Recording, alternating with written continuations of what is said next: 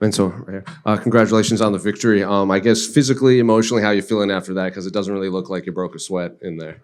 Man, I did. I broke a bigger sweat in the warm up, but I feel very, very good. I feel very grateful. I'm very thankful. I'm very happy.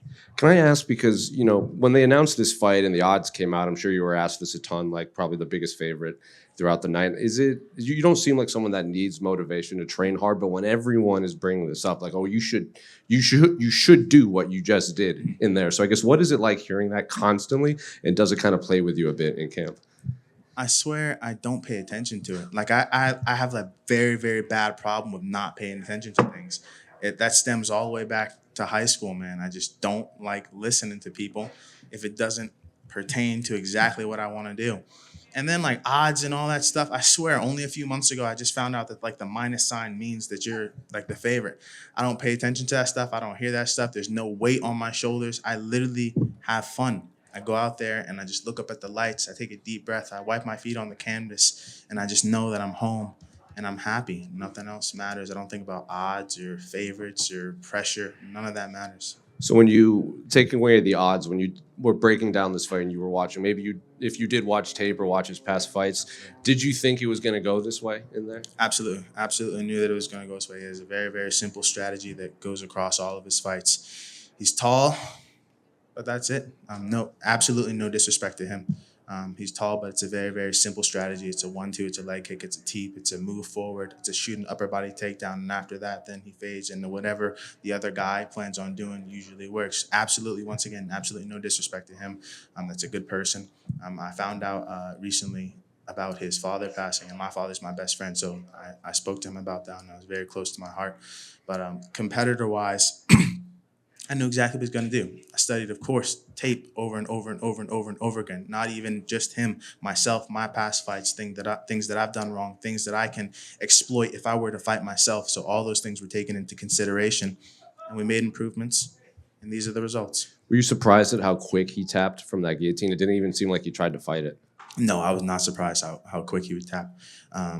When it was in there, not only was it elbow deep, but I shifted my hands and I shifted the lock, so it was almost a 10-finger guillotine, if you know exactly what that is. And it was right there. There was no going back from that. I'm pretty sure I lifted him up off his feet a little bit, but it was beautiful. Like, it was locked in. It was one of those submissions where if you're doing it in practice, it's hard to let go because it's so deep. So it was beautiful, a beautiful finish. I'm very, very grateful for that finish. But I've had many, many more that are even better than that in training. So time will tell. And was this the perfect performance to kind of erase what happens in the last win? Or I guess it's now a no contest, but I'm sure that did that weigh on your mind? Like, I got to go out there and kind of prove like that no contest is nonsense or something. Never. And if I were to speak about it at all, I'll speak about it right now. I found out on Twitter a few months after it had happened. Wow. I think it said to the effect of, worst thing to happen in modern day MMA, Mansur Abul-Malik has a decision overturned. I looked at it, went and got my coffee, and I went to work out. It was that simple. It's not me saying it in like a cocky or a cool way. That's exactly what it was. I don't think about things like that at all. This win is gone. What just happened tonight, what happened a few minutes ago, is gone. That's in the past. That doesn't matter. I'm not going to speak about the wins like this. I'm not going to speak about the losses like this down here. None of that stuff matters. When the result truly doesn't matter, you don't highlight the wins and you don't fall back and complain about the losses or anything in between that, no contest draws or any of that. When you're the type of man that searches for more inside of himself, that wants to be more as a person, as a Muslim, as a son, as a brother, whatever, when you want more from yourself, these external things in life don't matter. And I think it was a perfect opportunity when that happened. A perfect opportunity for me to exercise all of these things that I speak about, that I hold close to my heart. Are you a hypocrite? No. Alhamdulillah, we move forward. Where did this way of thinking kind of come from? Because you see a lot of fighters, they come in there like, oh, I have to prove the last one was a fluke in this. And it seems like you truly don't care about once the fight's over. Brother, it weighs on you. I'm telling you, like, as much as I think about that and as much as it happened this way and I'm speaking about it now, internally in my mind, It's a little bit in there. I'm a grown man fighting another grown man inside of a cage. And when a decision like that happens, the immediate thought is defense. Oh, I still did what I did inside the cage. Forget the result. Oh, well, I'm going to do better this time. Man, forget that stuff. All that stuff stems from the sprinkle of people and the sprinkle of, okay, what are they going to think about me now? Remove all that. It's me and another man inside this cage. Are you going to feel those same feelings? Are you going to feel that same animosity towards someone else? Are you going to still have that motivation, that drive to compete and to fight honorably?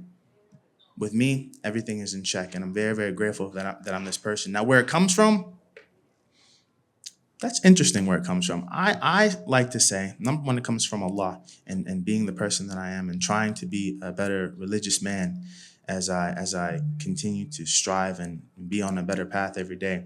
But also, it's time spent alone. You cannot cultivate this type of mindset and these different thoughts and these different feelings and elaborate your ideas like this without spending time alone.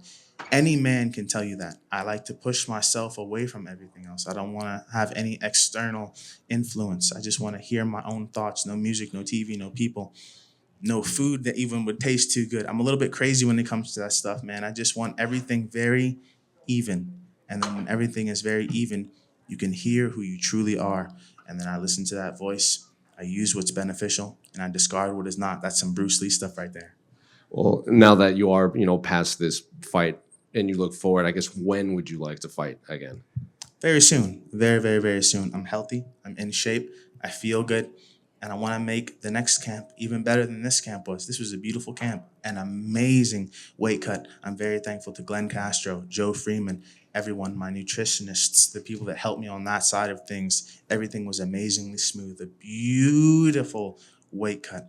Energy was high the entire week. Tonight, I felt like an animal. But it can be better too. So I'm very, very, very happy. And a performance like this on the final card of the year, which is often a big event, kind of will probably lead to bigger opportunities for you. Is that what you're hoping for, or you're just going to take whatever comes by the UFC? That's exactly what I'm hoping for. But also, let me highlight something else. Everyone in this room, this is the last pay-per-view of the year. Thank you, UFC. Thank you, staff. Thank you, every single person that's highlighting all these different fighters and interviewing me. This is a childhood dream. I'm a grown man now, but if I were to take myself back and to speak to myself and look at all these dreams playing out like this, I'm so happy and thankful to every single person in this room. You guys take the time to learn the stories and learn the personalities of all these different fighters that may or may not have the energy to talk to you, and you deal with all these different types of things yourselves. So I'm so happy. I'm so thankful for all of you. If I could interview you one day, maybe I'd do it that way. But I'm so happy. What a beautiful year. To end the year like this, to end the year on a win like that. Monster sponsors. New deals. These beautiful braids on my head. Man, amazing things are happening. Amazing things are on the way, inshallah. So I'm happy. I'm very, very happy. Thank you for that. Who did the braids? And I had to go back to the hood for these, but someone did them very, very nice. I forget her name. It was quickly done, but I'm very, very thankful and very grateful to her. These are done nicely. My sister usually does them, but the one who did them this time was a little bit more gentle on my scalp because my sister would, she'd pull my head off. But yeah, they're nice. They're nice. You mentioned the 10-finger guillotine. If Antonio didn't tap when he did, how soon would he went to sleep, you think? Brother, the way that he tapped was almost like a faint tap, like, ugh. It wasn't like a panic tap. It was like a, wow, this was already deep before he tapped like that. But then also, when I listen to these things back, I don't all the time like the way that I speak when I'm like highlighting it. Oh man, it was so deep, I think it was secure. It was very, very, very secure. If the ref hadn't stepped in, who knows what would have happened. But I just know that it was secure. It was a beautiful submission. It was a great submission. It's funny because leading up into that, the commentary team couldn't stop talking about your back muscles. Woo! And so I'm wondering, did that play into that actually guillotine choke? The way that you're able to arch, is that from the strength in the back as well? So it's not just technique, but as well as you have the perfect physique for it as well.